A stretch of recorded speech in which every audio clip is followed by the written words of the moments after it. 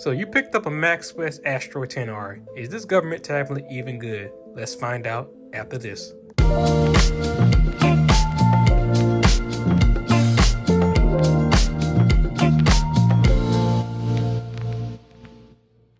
What's going on, everyone? You're tuned in with Spectacular Tech. This right here is a Maxwest Astro 10R, one of those free tablets the government will give you if you qualify for it.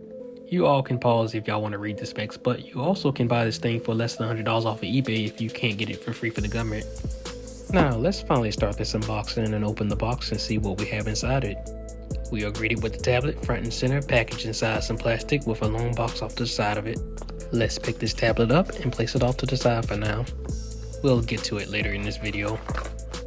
Now under it, we have what looks to be some manuals, 2 books, probably one in English and the other one most likely in Spanish with an additional piece of paper. I would read them, but one thing, nobody cares about the manuals.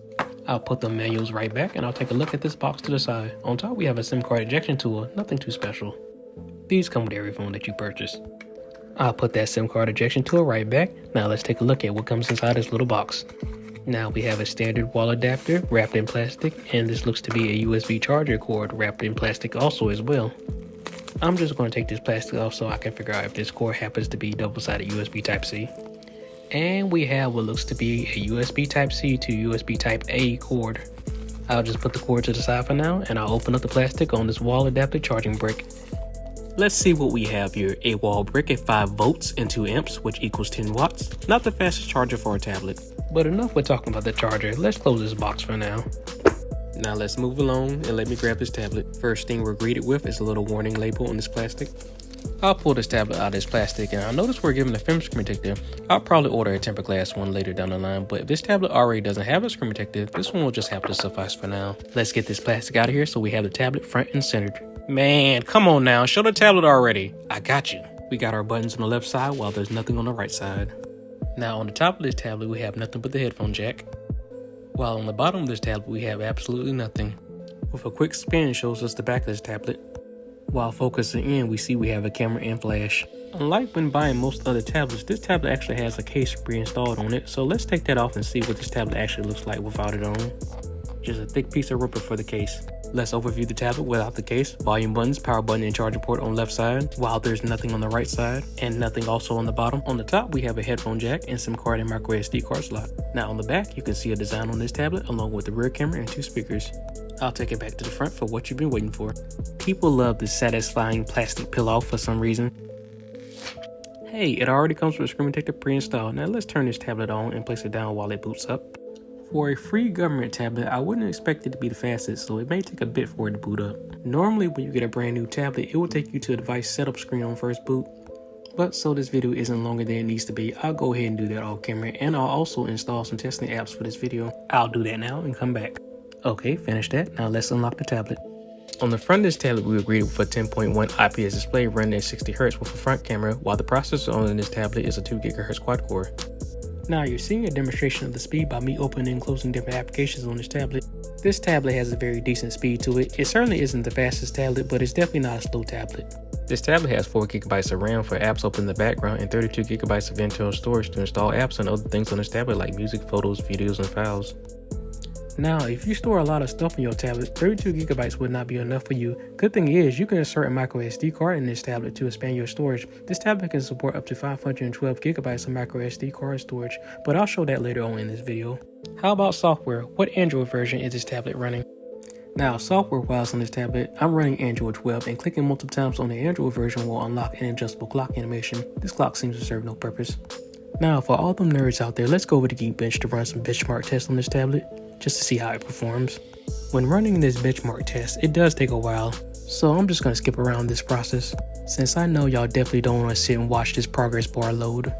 Without skipping around, this would have took approximately 10 minutes to complete the test. Benchmark is done and we have 2 scores, single core of 427 and multi-core of 811, along with some additional information. Now I'll go over to more details about the single core. This page shows me more details of how this tablet compares against other popular devices. Well, okay, now let's see about these multi-core comparisons. Bro, how does this perform in real world use? I got you. Now first, let's start things off with running a simple application that most people would download and play, like Candy Crush. This tablet is more than powerful enough to handle this tablet application, and you could be playing for hours on end without a massive hit to the battery life. While we're on the topic of battery life, this tablet has a 5000 mAh battery to last you throughout the day. Now let's see how this tablet is able to handle a more graphically intensive game. Next up, let's start up a more demanding game like Asphalt 8. Now the processor on this tablet will definitely work harder with this game. The screen is still fully responsive running this game on a 60 frames per second display, but the game is much more powerful, so you can expect the battery to drain much more quicker than playing a much simpler game like Candy Crush. Now I can see this would be a perfect tablet to give to a child. It's fast enough to play most games and it already comes with the accessories that you need like screen protectors and a good case. Especially since you can either get this tablet for free or under $100 on eBay. Let's see how this performs when watching videos. Now you don't have the highest resolution display for this tablet when compared to more expensive ones like iPads and Galaxy tabs, but it's still good enough for the content you're watching to still be enjoyable on this 10-inch display. The screen is very bright and vibrant and the colors do pop on this IPS display. If I was to complain about one thing, I would say the blacks are not dark enough since this is not an OLED display. Okay, if the screen is good, how does this tablet sound? You just saw the speakers on the back of this tablet. Now let's turn it around for the sound test. Headphone users, you might want to take your earbuds out for this part. Don't say I didn't warn you. I'm playing some audio that comes on this tablet by default in the settings app under sounds and alarms. As you can see, the speaker is definitely loud enough to play your music on full blast. Let's flip this tablet around and get started with talking about the camera. I'll go ahead and launch the camera app. On this tablet, we're working with an 8 megapixel rear camera. I'll snap a photo with the volume button of the fruit shown in the viewfinder of this camera. Now let's go over and see the photo result. For a tablet camera, it's not bad. The photo is bright and very sharp. It's good for taking photos of things in well-lit environments. Now that may differ when taking photos in low light or taking photos of things that you're going to have to zoom and crop into later. It's also good this camera has a flash. Now this tablet camera also has the ability to shoot in high dynamic range. Now for that front camera, it's 5 megapixels, good enough for them selfie lovers to be looking good with a smile. Okay, let's look at some of the other features of this camera. Swiping over, we have Pro mode with advanced features, then we have panoramic mode. Swiping back over to the other side, we have what I just mentioned, and then we have capture mode, which is a regular photo shooting mode, and then we have video recording, with the addition of time-lapse and audio notes and more, which has an option for scanning QR codes. I'll just back out of all these options and go back over to regular video recording. I'll start a quick video recording. I see we have 2 of the options on screen to take snapshot photos while recording, and we can even pause and play while recording videos. This is a feature you don't even get on the iPad. Unfortunately, the highest resolution you can record in is 1080p, so no 4K video recording. Let's wrap things up with the camera and talk in more details about the storage on this tablet. I'll swipe up to see all apps, then I'll look for and click on settings. Okay, then I'll scroll down and click on storage. This page will tell us everything currently on the tablet, from system files, apps, games, and other types of media. On this tablet, you only get 32 gigabytes of on-device storage. 32 gigabytes is not a lot of storage if you're going to be downloading a lot of things on this tablet. The good thing is this tablet has MicroSD card expansion. The expansion slot is right on the side of this tablet and can be easily opened when you have an ejection tool or any other small metal piece like a paperclip. In addition, this is also where you insert a SIM card if you choose to activate this tablet through a cell phone company. You can use any type of MicroSD card, but they are all not the same though. I'm going to insert a top of the line one. This is a Samsung Pro Ultimate MicroSD card. With this one, you get write speeds of 130 megabytes per second and read speeds of 200 megabytes per second. I'll leave a link in the description if you want to check these out. Come on, man! How do you insert a SIM card in this tablet? I got you. First, had to remove the microSD card to now insert a SIM card. Now, unlike most other tablets that are Wi-Fi only or support just a single SIM card, this tablet actually supports 2 SIM cards. I can insert a SIM card in the bottom area of the SIM tray and in the area where the microSD card went. This area also doubles as a place to put an additional SIM card when inserted a different way. This tablet comes factory unlocked to any GSM carrier, so you can insert an AT&T SIM card or a T-Mobile SIM card or any other sub-carrier that runs off their networks. It's optional to get this tablet activated through the cell phone company, as it can work just fine with Wi-Fi only.